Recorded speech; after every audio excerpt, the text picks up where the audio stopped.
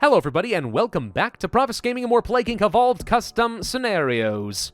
Got a request for a scenario called Yellow Fever, brought to us by our very own GD Mitch. You know, the guy who likes to use long medical terms that I often horribly mispronounce and make myself look like an idiot. That guy. Skip to bottom for important information. Okay, I'll skip everything you wrote and go straight to the bottom. Praise Pravus. You are correct. That is the most important information. Make sure to look at the news tab since vaccination programs rapidly take effect. Like the official smallpox scenario, this is crucial to being able to spread for your plague. I don't remember much about the official smallpox scenario. If I do recall correctly, because it's a well-known disease worldwide, they detect you super early on and work on the cure extremely aggressively? And they already have a vaccination program or something like that. I don't remember for sure. Let's see. Advanced vaccination programs, get rid of yellow fever, ineffective. Travelers can move around without fear of the disease. Previously thought to be dormant. Vaccination programs may still take effect and be successful, but this strain isn't as mild as some of the others. Can you adapt? Okay. Herd immunity and something like that. Virus type. So we'll stick with our standard ATP boost, Darwinist, Oxide, Hemophile, and Symptostasis. Normal difficulty and is called Flavivirus febrosis. Oh, I'm going to mispronounce all of the things. I'm tired. I worked like a 12-hour shift today. I don't deserve this, but I'll do it anyway. Vaccination programs will commence rather quickly. Evolve transmissions fast, since severity and lethality builds up very fast. Make them fail and unsuccessful to end up defeating the vaccines. So wait, does that mean that the severity and lethality will be building up like a bioweapon? And I have to tailor my transmissions to reach into certain types of countries before their vaccinations take root? Is that how it works? I don't know yet. Alternatively, you can also make vaccines be taken away by making it more realistic. What? Some poor souls had suffered severe symptoms from the vaccines in real life. Can you do it here in Plague Inc? Good luck. Oh, okay. So since a vaccine, of course, is just a weakened form of the virus in order to train your body to build up an immune response, I'm guessing that historically, some people actually had full symptoms from the yellow fever vaccine, and that caused people to be all like, vaccine be bad, or something like that. I don't know. We'll start in Saudi Arabia because obviously I'm starting in Saudi Arabia. I'm not original enough to do anything different. Transmissions, we start off with mosquitoes. Okay, good for the land transmission and mutation chance. Mosquitoes 2, heat effectivity and land transmission and mutation seems pretty good. Bats, infectivity and mutation chance. Okay, insects, hot climates, chance of mutation. Gonna be a lot of mutation here, isn't there? Diphtheria pathogenesis. Chromosomes, chromatids breakdown, causing increased replication errors in mosquitoes. Greatly increases mutation chance and allows for modification of mosquitoes. Ooh, I like that idea. Genetically modified superbugs. That's how you kill the Earth. Symptoms. We start off with nausea and vomiting, can lead to hematemesis. Highly infectious. Occasionally lethal, but it doesn't appear to be very much at all. Hepatomegaly. Hepatomegaly? Hepa I know has to do with the liver. I know that that's the Latin root. The rest of it I'm not sure how you pronounce. Medical sign classified as severe enlargement of the liver / the caudate lobe due to buildup of fat deposits making it prone to bleeding. That's not a fatty liver, is it? Because that's what I have, and I don't want to die. We have anorexia. Impact on serotonin inhibitors cause lack of loss of appetite sensation. I think that's misspelled. Should have an E. More effectivity in wealthy and poor countries. Lethargy. Increased levels of serotonin and melatonin may possibly break down circadian rhythm, leading to profound tiredness because you're not getting good sleep. Joint pain. Okay, reduced movement. And myalgia. Reduced movement due to increased pain. So that's how you reduce your infectivity if you wanted to, for God knows why. Insomnia, less productive, flushing. Histamines cause host's face and tongue to become markedly red. And fever, pyrogens elicit febrile response in host, resulting in an increase in temperature, contagiousness, and severe dehydration and dizziness. Mild hypotension of musculoskeletal and nervous systems makes host experience minor vertigo. Disequilibrium is difficult to notice and is harder to cure. Difficult to notice? You'd think that it would be easy to notice, but okay. Not a lot of severity comes out of that. And wow, there's a lot of abilities. This actually has a lot of customization. So far, 10 out of 10. Abilities we have are cold, heat, and drug resistance. All the standards we have. Oh, good lord. Splenohepatic coagulopathy. There we go. Infection of heparin-based proteins allows for direct replication in collagen. Vertebrates and Homo sapiens directly susceptible unlocks transmissions. Oh, good. I like more transmissions. Pick it up. At least an autoimmune compromise. Insect saliva don't trigger an immune response or aren't identified as a foreign substance, making it harder to trace its origin and harder to cure. Actually sounds pretty good if you want to reduce the severity so people don't notice you as much and the vaccine programs don't ramp up too quickly. Intoxication. Remission phase transitions into severe, lethal, and more serious intoxication stage of yellow fever, unlocks highly lethal symptoms. We'll hold off on that one. 17D vaccine shield. Genetic variations to polymerases chains of virus renders 17D yellow fever vaccine ineffective. That seems pretty helpful, but very expensive. Vaccine resistance, harder to cure for the wealthy countries, and hemorrhagic fever. Infected begin remission and acute phase of infection post-incubation. Symptoms are in short duration and disappear, lessening severity. Okay, I don't really have a choice about that one. I can devolve some of these things if I think that they're a little bit lethal, but so far lethality is low enough that I'm not feeling especially worried about it. We do now have access to saliva for air and sea transmission. How does air work with the saliva? I don't really know. Blood for poor regions and fluids. Infectivity in poor areas. I'm going to go ahead and pick up the saliva.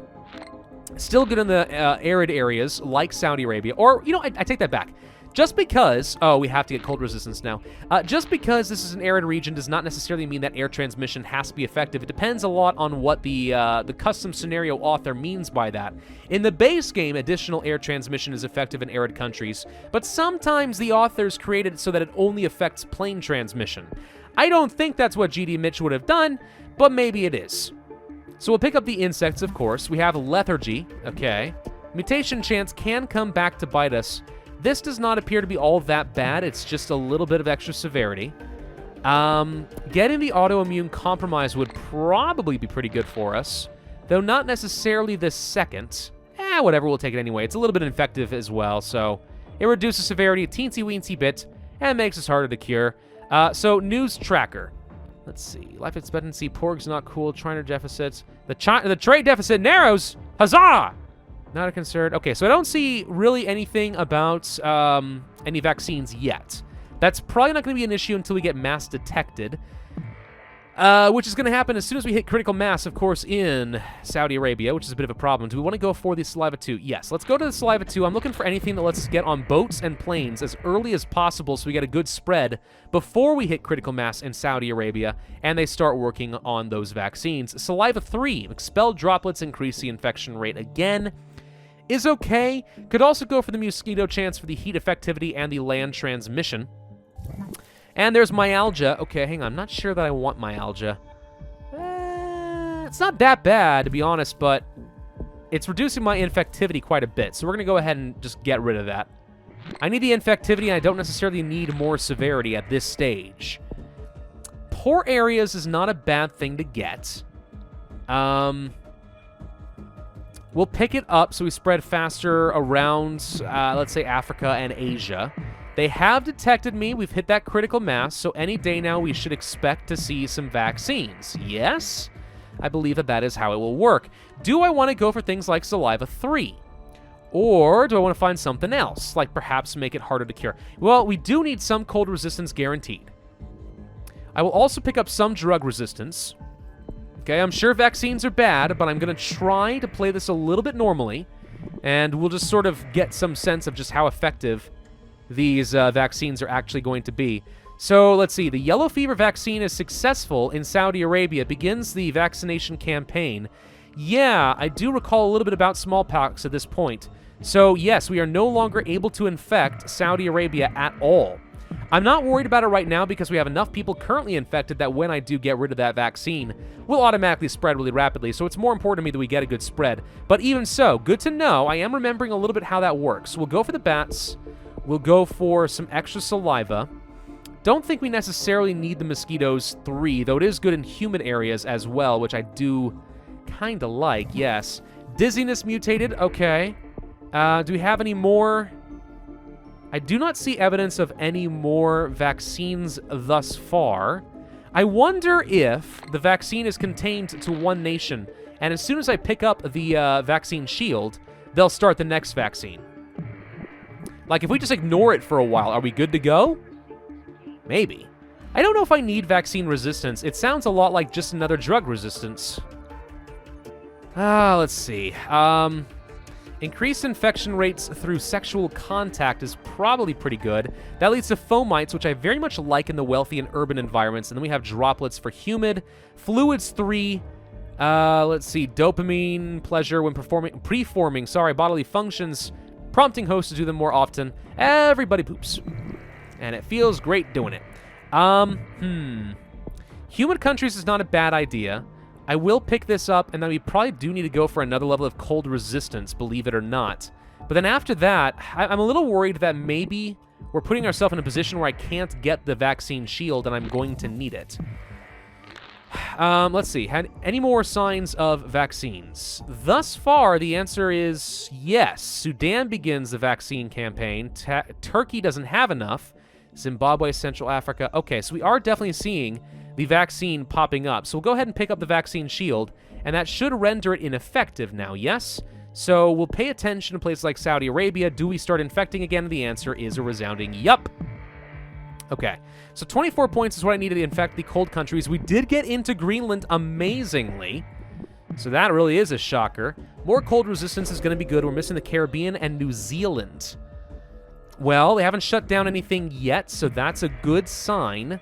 We could go for mucus, more infectious in cold countries. Good, but not necessarily crucial. We could greatly increase our mutation chance, and I will pick that up. That leads to extreme proboscis. Large incisor mutations of infected insects and mosquitoes allows easy penetration of dermis, infecting uninfected blood. So basically just mosquitoes are more effective at what they do. We did get into New Zealand, so we're missing the Caribbean. Hematemesis just hit. I'm a little concerned we're not going to get into the Caribbean unless we are able to get some more wealthy country effectiveness, and that's where the vaccine resistance comes into play. Come on, United States, please send a boat to the Caribbean. There we go. We got in there. All right, what are we missing now? Poland and Sweden. I think we'll get to those eventually anyway. Vaccine resistance sounds good and all. So they're working on that cure pretty aggressively. I'm starting to think that maybe we want to go ahead and unlock the highly lethal symptoms, and we'll do that now. So that leads to a lot of goodness. We have Vomito Negro. Escape of arterial liquid in intestinal lining expulses black granule-filled vomit violently in large quantities out of a victim, possibly fatal. Dear God, for their sake, I hope so. Singultus. Singultus? I've never heard of that. Involuntary myoclonic reflex and jerk of the diaphragm causes infected to hic often. Hiccup? Which decreases concentration, hard to cure. Okay. Hyperpyrexia. Drenchful amounts of sweat. Autoimmune response. Fascinating. Oliguria. Urinary tract infection. Decreases urination and dehydration. Bradycardia. Lowers productivity and is harder to cure. Pretty cheap all in all. Hemoptysis. Fatal in extreme cases. Hepatitis. Certainly seems good. Subconjunctival bleed. I like this one. Very infective as well. So we'll pick that up for absolute sure. A little concerned about the cold countries, though. We are having a hard time getting in there. Infectivity, lethal, blah, blah, blah, blah, blah. All right, we're going to go for the mucus. We can spread faster in places like Finland. Try to get up into Sweden. We did get in there, so we are in every country. That's no longer an issue. It's just a matter of getting enough lethality that I can get enough DNA to keep rolling. Do I want to go for Vomito Negro, or do I want to go for hepatitis? I think I'm going to go for the hepatitis. It does reduce infectivity, but I think that's okay. Hypovolemia, highly fatal, harder to cure. That sounds perfect for me, and it's only 14 DNA. So that's just a prime opportunity right then and there. We'll go ahead and pick that up, slow down that cure, kill people faster. Desert fever combo. Severe dehydration by hypovolemic shock and hyperpraxia has made some people have nearly 50% of their body evaporated. Oh my god! How's such a thing even possible? I don't even know. Hepatic failure. Severe cirrhosis. Yeah, that sounds pretty bad. Lowest productivity, harder to cure. All right, we're going to reduce the cure speed a little bit. I'm basically just trying to buy a little time because we should be able to get a ton of DNA from killing people, and we should have a lot of mutation chance currently. What's this? Hepatic encephalopathy. Okay, pretty lethal due to liver failure. I'll pick that up. Coma, sure, hard to cure. Total organ failure, the classic killer. pick that up. Now, keep in mind, we do not have necrosis. In fact, we're actually killing a little bit too fast in some places. So we do want to get some extra vaccine resistance, probably, or drug resistance, but the vaccine resistance is cheaper. Okay, so that will help a tiny little bit. Let's reduce the cure. Let's go for a little extra infectivity. Should make my life easier. We're killing pretty fast in places like Sweden. So it looks like they are attempting to do some new vaccines. I can't decide. Okay, so it says they are trying new vaccines and they're just failing, right? So is there actually a second type of vaccine currently available? I do not know yet. I think we may need to get some drug resistance as well, just because we are having a hard time spreading in places like Canada, and that's going to slow me down substantially if I do not get some infectivity going there pretty quick. But we're getting closer to that critical mass. In the meantime, the rest of the world is basically very dead. So I think we're just going to go for some genetic reshuffles at this point and buy myself a tiny little bit of extra score. Only a couple 100 million people left in the world at this point. Hold the phone. Are we not able to infect Central Asia? Wait, has the vaccine succeeded? Let's keep an eye on Central Asia for a second, and Afghanistan. We are infecting, but it's very slow. Okay, so we actually do need vaccine resistance. Canada died. Let's pick that up. So reducing the effect of said vaccine. Slowly but surely, we're doing things. But not quickly. Amazingly, the vaccine actually has done a good job. Wait, how do I get the last level of the vaccine? Uh-oh. Well, I'm relatively confident that if I sat back here for a very, very long time, we would still be able to outrace the cure and win. We're not killing very rapidly either. Like, that's not the issue. It definitely is the vaccine, but I don't know what leads to this. So in the interest of time, I think I'm going to actually go ahead and stop and say I think we've won. But let's hop into cheat mode, if that is an option, and see if there is a way to get to that, because that would ultimately change my strategy now knowing that it exists. Okay, yeah, there is a way to get to something. There's the monoclonal gammopathy, increasing wealthy effectiveness and decreasing the cure. And then there's clinical potency, inoculate patients able to be infected. Key protein and genetic encryptions cause severe synaptic failure and stupor when exposed to a vaccine. So basically the vaccine completely works against them is what I'm guessing out of that. Fascinating. That's really far down the tree and extremely expensive. I'm not sure how I can justify getting to that. So I do think that we would have won that scenario. But maybe there is indeed a different way that you ought to play it, just to ensure that you do not get blocked as long as you do, with the vaccines being what they are. I'm guessing there's a trick to that. Not too sure what it is. Nonetheless, I am suitably impressed with the scenario. Very detailed, a lot of customization, pretty fun, good pacing all in all. I just kind of wish that I had beaten it. I'm going to give it one more shot on my end, and let's just see what happens. Okay, so I'm seeing that we're not really infecting very rapidly anymore, and I'm pretty sure that all the countries left that are not fully infected do have some level of the vaccine. So I've been waiting on getting the 17D vaccine shield to see if the vaccine is effective. Do they not feel the need to be working on a new vaccine? That is the question. And I'm not really seeing any evidence of that. Let's see. Vaccine shortages, yes. I'm not seeing anything about a new one, just 17D. Everyone's impacting 17D. So if we can now trick them into thinking, hey, you thought you were safe, but you're not. Now you're all at critical mass and ready to get super infected. No, it does not appear to have worked. Interesting. Okay. Yeah, so maybe the only thing to do would be to go down this route, but that's really expensive. So this ended up being worse because I didn't actually kill the world. Okay.